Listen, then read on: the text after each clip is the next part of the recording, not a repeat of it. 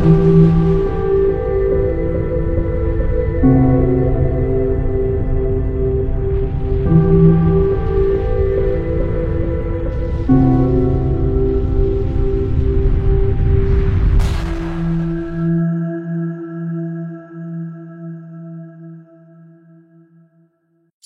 les amis, ça fait un bail que je n'avais pas fait d'émission. Comme je vous l'ai dit dans mon groupe Facebook ainsi que dans ma communauté YouTube, ce mois de novembre était très chargé au niveau d'activité, avec beaucoup de travail. C'est ainsi, hélas, comme je vous le répète souvent, je ne suis qu'un YouTuber occasionnel. Mais pour me faire pardonner, je vous propose une très belle émission, où je vais vous montrer notre belle Terre comme vous ne l'avez jamais vue. Et je vais renvoyer par la même occasion, dos à dos, les adorateurs de la NASA et les platistes. Les premiers clament haut et fort qu'il y a plein de photos de la Terre, ce qui est totalement faux. Du reste, la NASA le reconnaît elle-même. Je vous expliquerai le pourquoi dans l'émission. Et les platistes, qui ont raison sur ce coup-là, mais en profitent hélas pour en déduire que la Terre est plate. De toute façon, j'ai constaté que je n'ai pas réussi à trouver un seul platiste qui puisse avoir quelques minutes de conversation sérieuse, car dès qu'ils sont coincés, ils crient au fake. Tout est fake pour eux. Par exemple, quand on leur démontre que sur leur modèle de la Terre plate, certains vols mettraient 36 heures alors qu'ils n'en mettent que 15 dans la réalité, ils disent alors que ces vols sont fake. À partir de là, dans leur esprit, naît une gigantesque conspiration mondiale qui réunit, pour qu'elle soit crédible, des millions de personnes, des dizaines de milliers d'entreprises. Tout cela pour cacher à 99,9% de la population mondiale qui s'en fiche complètement que la Terre est plate. N'oubliez jamais que vous qui me regardez faites partie d'une infime et ridicule proportion de personnes qui s'intéressent à nos sujets. Même si certains d'entre vous baignent dans ces sujets du matin au soir, n'oubliez jamais cela. Cela n'intéresse pas grand monde. Les platistes, bien évidemment, disent aussi que les satellites n'existent pas, qu'il ne s'agit que de ballons-sondes. Ces mêmes satellites sur lesquels s'appuient les adorateurs de la NASA pour vouloir nous montrer des photos de la Terre. C'est très croustillant à analyser, les deux camps se traitant de noms d'oiseaux, se réclamant de posséder le savoir. Dans beaucoup de domaines, hélas, on ne peut émettre d'opinions différentes des autres sans se faire agresser, car ils sont certains de détenir la vérité. Perso, je le répète, je ne sais rien, mais je ne gobe pas tout, j'adore étudier. Donc si vous êtes prêts, on est parti, car j'aurai besoin de vous également dans cette émission, car elle est un peu spéciale, car elle n'était absolument pas prévue au programme. J'ai en effet rencontré une personne que l'on va prénommer Lucas, coucou Lucas, car il tient à son anonymat par l'intermédiaire d'une amie. Il voulait me montrer des documents. Bien entendu, j'ai accepté de le rencontrer, et nous avons passé quelques heures ensemble, un week-end, et en fait, c'est près d'un téra, soit 1000 gigas de documents qu'il m'a remis. Avant de vous montrer à votre tour de quoi il s'agit, j'aurais besoin de vous faire un petit cours rapide sur les satellites. Depuis le 4 octobre 1957, date à laquelle a été lancé le premier satellite, on ne sait pas exactement combien de satellites ont été lancés à travers le monde, mais on peut estimer ce chiffre à plus de 10 000, largement, car quand on les compte année par année, il n'y a pas, bien évidemment, les satellites top secrets militaires. Mais depuis quelques années, le chiffre des lancements explose.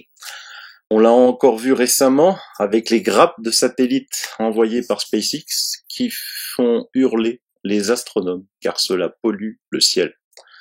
Pour les platéistes, les satellites n'existent pas, et pour le prouver, ils avancent l'argument que plus de 99% des échanges Internet passent par des câbles sous-marins. Et qui a dit le contraire? Depuis quand les satellites, mis à part tout récemment, justement, ceux de SpaceX, avaient comme fonction de transporter des données? Je suis dans les télécoms depuis près de 30 ans et je n'ai jamais utilisé la technologie satellite pour faire transiter la voix ou des données, car cela coûtait trop cher. Et surtout, cela possédait une latence trop importante pour assurer une bonne qualité de service. Grâce aux câbles et surtout à la fibre optique déployée partout dans le monde, y compris au fond des océans, des ordres de bourse sont exécutés par exemple entre Londres et New York en quelques millisecondes.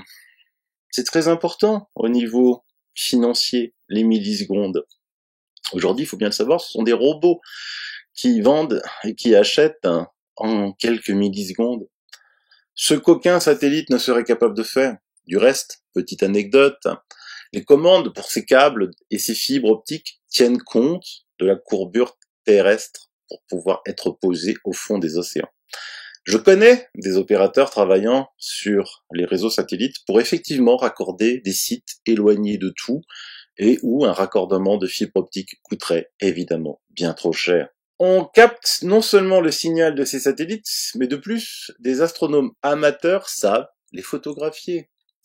Photo. Nous avons ici un satellite en transit devant le Soleil, à une distance de 368 km. On sait bien évidemment calculer sa vitesse en fonction du temps de transit, qui est de 7,4 km par seconde. Voici d'autres captures diverses et variées. On arrive même à les reconnaître comme ici, par exemple le satellite Phobos Grunt. Les satellites géostationnaires sont évidemment bien plus difficiles à photographier vu leur distance de la Terre. Comme on le voit avec ces 4 satellites Astra distants de près de 38 000 km, on ne reçoit que leurs reflets, mais qui correspondent exactement à leur position. Il y a beaucoup de blogs d'astronomes amateurs qui mettent en ligne leurs captures non seulement photo, mais également vidéo. Du reste, si vous possédez chez vous une antenne satellite de réception pour vos programmes TV, vous pouvez vous apercevoir que l'on est très loin de ce qu'affirment les platistes, et que si vous bougez d'un centimètre votre antenne, vous ne recevrez plus rien. Ou si un obstacle est devant l'antenne, non plus. Ce qui contredit totalement leur affirmation d'un signal se propageant partout autour de la Terre et rebondissant sur leur coupole. Non seulement on peut suivre le parcours des satellites non géostationnaires qui correspond exactement au modèle de notre Terre ronde, mais en plus on peut capter leur signal. Donc rien que cela détruit totalement la théorie de la Terre plate. C'est facile de dire que tout est fake, comme le font les platistes. C'est autre chose de le prouver, ou encore mieux, de proposer un modèle alternatif fiable, et le leur ne l'est en rien du tout. Pour ceux d'entre vous qui ont encore des doutes, posez-moi vos questions par email. Je vous démontrerai que n'importe quel argument platiste est mensonger. Cette précision étant effectuée, intéressons-nous aux satellites météo. C'est déjà en 1960 que fut lancé le premier satellite météo. Il existe plusieurs types de satellites météo à diverses altitudes. Mais pour notre émission, on va s'intéresser exclusivement aux satellites géostationnaires. Ils sont à une altitude de plus de 36 000 km et ils sont donc fixes par rapport aux repères liés à la Terre. Ils acquièrent des données en permanence sur la même zone du globe et envoient des images, soit tous les quarts d'heure, les demi-heures ou toutes les heures. Leurs images sont ensuite utilisées pour effectuer des animations. Ils possèdent différents capteurs qui donnent des informations sur les nuages, donc de la vapeur d'eau, l'atmosphère, etc. Voici les principaux satellites géostationnaires. Prenons-en un au hasard et regardons de plus près. Voici le satellite MSG d'un diamètre de 3,22 mètres, d'un poids de 2 tonnes, et surtout, ce qui est important, est comment il se stabilise en tournant sur lui-même à 100 tours par minute pour fabriquer une image toutes les 15 minutes. En effet, c'est en tournant sur lui-même qu'il acquiert et emmagasine des données, comme le montre le schéma. Observez bien les lignes parallèles dessinées sur la Terre, car on va en retrouver certaines plus loin dans l'émission. On apprend donc que l'imageur de Météosat construit une image en 1250 tours et en 12 minutes 30 secondes. Je vous rappelle que comme il est géostationnaire, il ne voit toujours que la même zone de la Terre. Et voici une image donc reconstituée de la Terre, et plus précisément de la vapeur d'eau de moyenne et haute troposphère. En voici d'autres dans d'autres spectres de fréquences, infrarouge, ozone, ainsi que dans le visible tout en haut.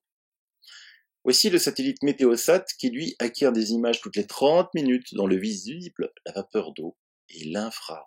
Venons-en à l'objet de cette émission. Mon nouvel ami Lucas, il y a près de 10 ans, a constaté une chose étrange qu'il n'arrivait pas à s'expliquer sur une photo satellite. L'envie lui a pris alors d'aller à la source et d'aller étudier d'autres photos satellites. C'est assez simple à faire, vous allez sur des sites de réception d'images satellites, vous vous enregistrez avec un email, et vous pouvez télécharger des images. Il remarque l'absence d'images entre 20 et 21 heures en heure GMT pour les mois de février et de mars. Puis, de nouveau, entre 20 et 21 heures pour les mois d'août et de septembre. Puis il va se mettre à faire un travail colossal. Enregistrer pour chaque satellite, pour chaque spectre de fréquence, toutes les photos satellites et les mettre en animation. Le résultat obtenu était assez déroutant. Comme il n'est pas du genre à ne pas avoir de réponse, il a été voir de nombreux scientifiques pour lui montrer une partie de ses découvertes. Personne n'a pu lui donner une explication plausible. Il a alors commencé à s'intéresser aux scientifiques que vous connaissez bien, comme Jean-Pierre Petit, Nassim Haramein. Il a été les voir. Là aussi, aucune explication possible. Déconcerté mais tenace, il a continué, n'hésitant pas à aller en rencontrer d'autres en Europe. Mais là aussi, hélas, sans explication. Un jour, il a même montré comme ça ces images à un grand médium. Il est parti en courant. Il me les a donc récemment montrées, et je dois dire que je n'ai hélas pas pu l'aider beaucoup, mis à part lui donner quelques nouvelles pistes.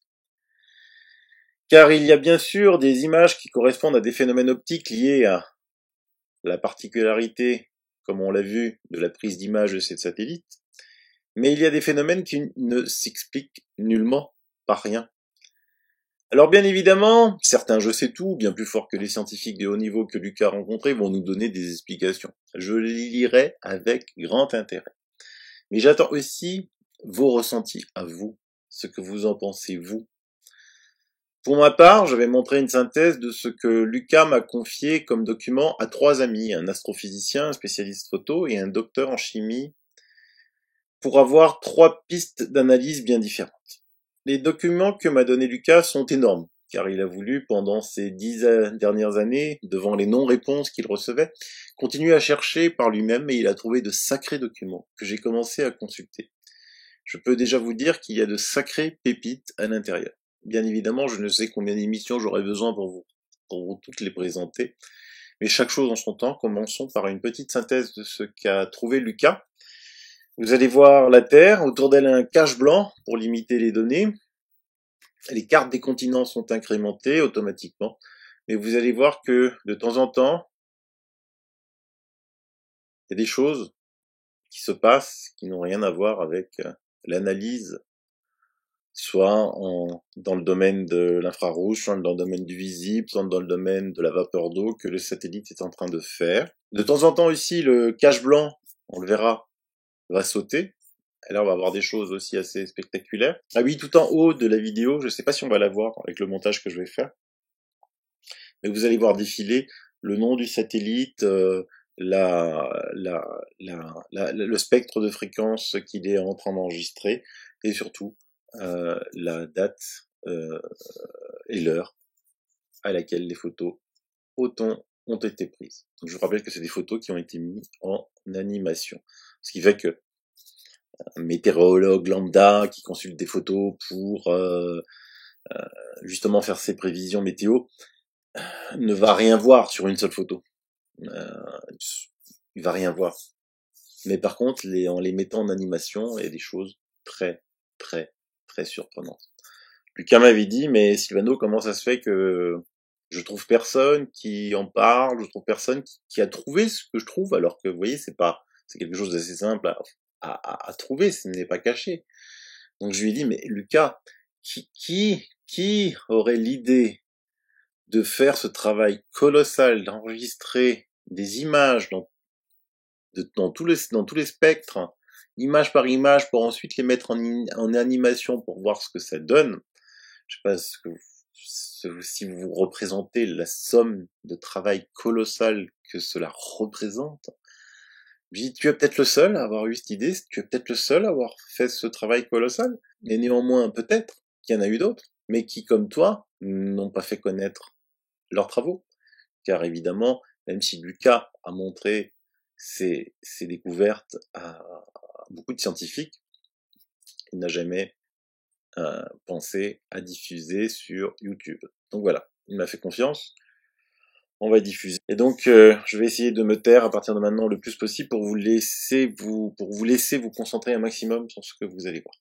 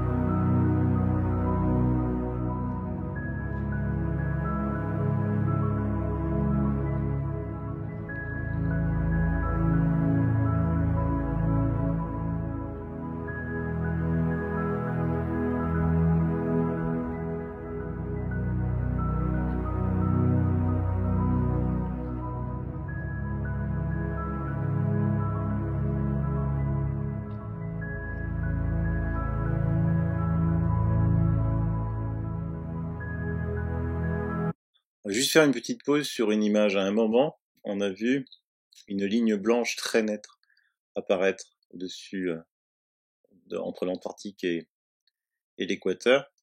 Cette ligne blanche est vraiment différente de tout ce qu'on a vu, de ce qui entoure la Terre. Et ça pourrait, cette ligne blanche-là, s'apparenter à ce que je vous ai montré, à la méthode de capture de ces satellites. Voilà, c'était pour vous dire qu'il y avait quand même un distinguo entre ce genre de défaut d'optique et le reste qui n'a rien à voir avec un défaut d'optique, quoi. On continue avec une juxtaposition d'images entre différents capteurs pour voir si par exemple c'était un défaut. Lucas voulait voir si un capteur était en défaut, donc on le voyait pas sur les autres. On va voir ce que ça donne.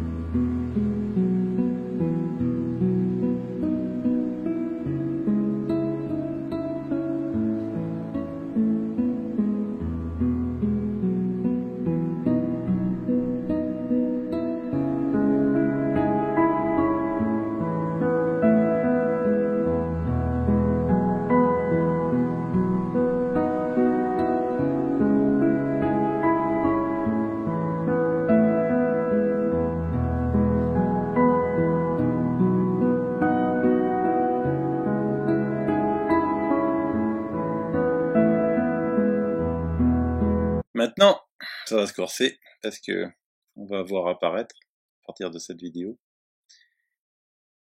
des lignes sombres et pleines.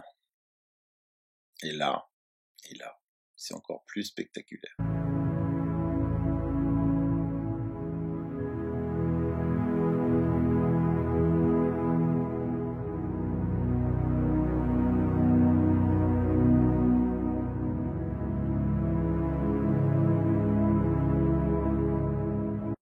La petite vidéo qui va suivre fait 17 secondes, mais alors je vous dis pas le travail que c'est sur l'écran sera séparé en 4. Vous allez avoir 2013, 2014, 2015, 2016, et c'est une vidéo qui va durer très peu, 17 secondes, mais ça représente une prise de photos tous les jours pour 4 mois, octobre, novembre, décembre, janvier, de ces 4 années, tous les jours 21 heures. Juste pour voir s'il pouvait y avoir des choses qui reviennent ou pas. C'est un travail de fourmi que Lucas a fait, c'est juste extraordinaire.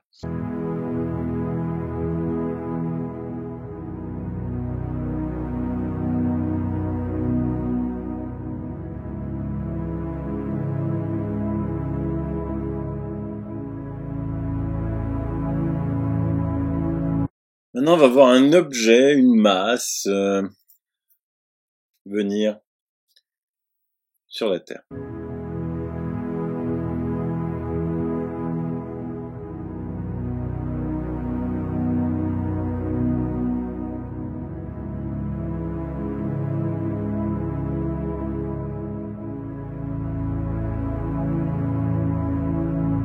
Et là aussi, Lucas a voulu savoir si cette masse, cet objet, c'était quelque chose de passager ou si c'était quelque chose de récurrent. Donc il a pris une image à 21 heures tous les jours, d'avril, mai, juin, juillet, 2014, 2015, 2016. Et on va voir que c'est assez troublant.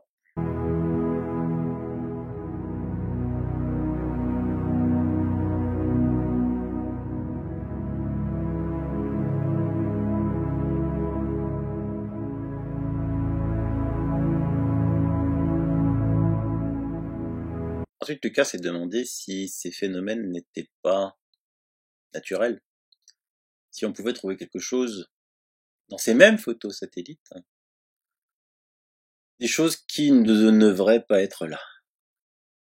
Et à force de chercher, encore une fois, un travail de fourmi, il a trouvé 4 objets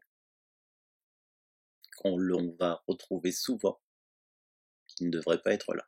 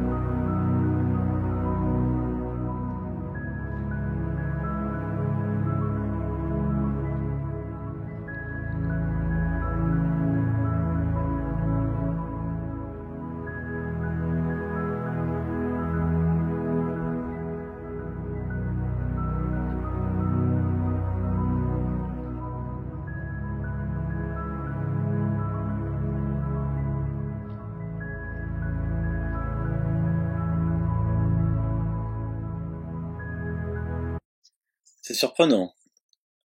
Après, comme je vous l'avais dit en introduction, Lucas a trouvé que dans certaines périodes d'horaire, toujours les mêmes, il n'y avait pas de prise d'image. Pourquoi? Aucune explication possible. Regardez ce que ça donne.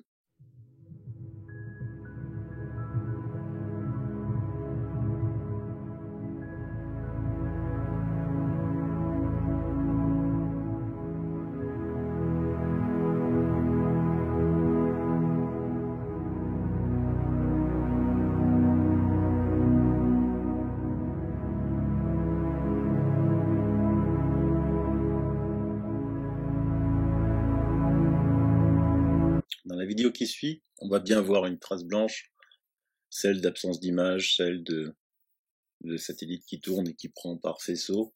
On va bien voir la différence, encore une fois, entre cette absence d'image et les captures de Lucas. Mais cette fois-ci, c'est le retour, non plus 4 objets, mais 5 objets.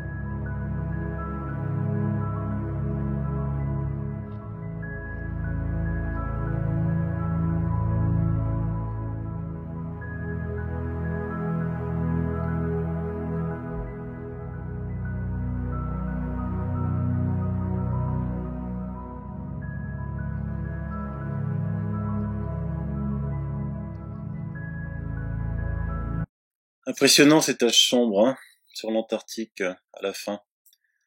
Maintenant on va voir la Terre en visible. Vous allez voir que pas grand chose à voir, c'est pour ça qu'il n'y a pas véritable photo de la Terre, c'est juste impossible de prendre une photo de la Terre dans son intégralité, c'est juste une juxtaposition de photos et ensuite c'est des arrangements de couleurs et d'images. Toutes les photos de la Terre sont 100% fabriquées. Et on va faire une alternance entre le visible et la vapeur d'eau. Vous allez voir que ça constitue un maillage.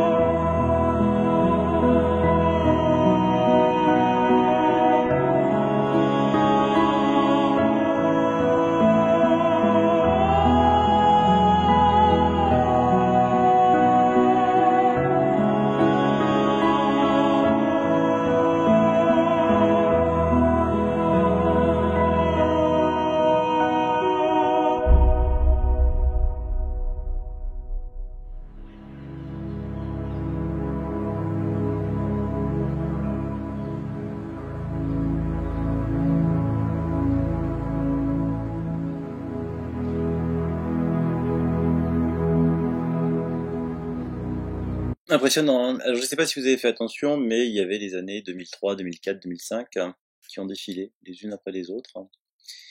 Et là, Lucas s'est dit, tiens, est-ce qu'il pourrait y avoir une corrélation entre le jour et la nuit? Un capteur dans une fréquence, lui, enregistre ce qu'il a capté, peu importe qu'il fasse jour ou nuit. Là, donc, on va voir la Terre avec un côté nuit, un côté jour, et la juxtaposition d'un autre capteur qui prend la totalité. Et on s'aperçoit que des fois, le phénomène n'a lieu que lorsque il fait nuit, pendant qu'on dort.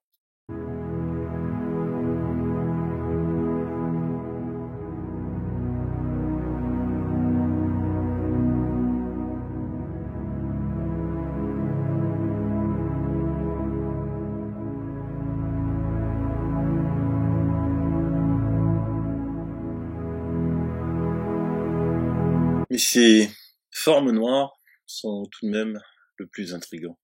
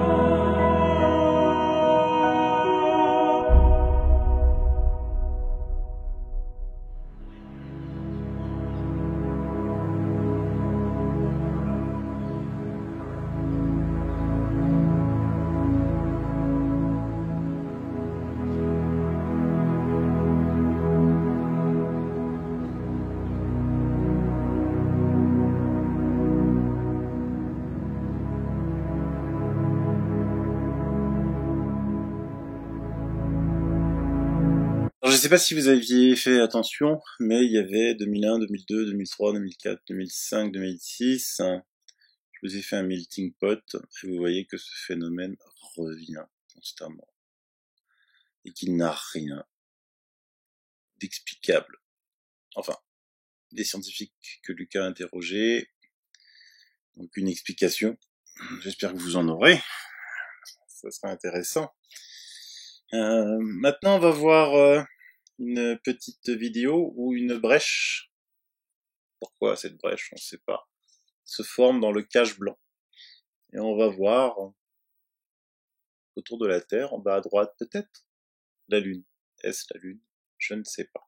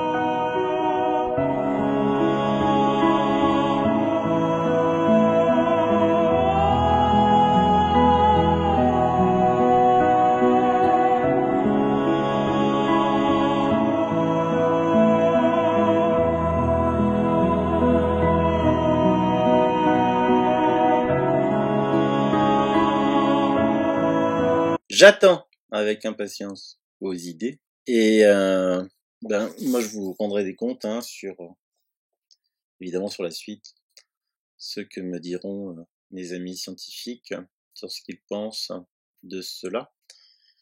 Et puis on fera une émission un peu synthèse sur ce sujet pour ensuite évoquer d'autres sujets qui sont annexes à ce que l'on vient de voir. Je vais vous laisser avec une version résumée de 30 minutes du travail de Lucas. Vous pourrez à tête reposée voir tranquillement les images sans coupure, parce que là j'en ai évidemment, je me devais de faire des petites coupures pour vous commenter ce que vous regardiez. Là il n'y aura plus rien, il n'y aura pas de coupure, comme ça vous pourrez vous imprégner beaucoup plus facilement de ces images stupéfiantes. Merci Lucas, merci à vous de m'avoir écouté. J'attends vos réponses, à très bientôt pour une prochaine émission, bye bye.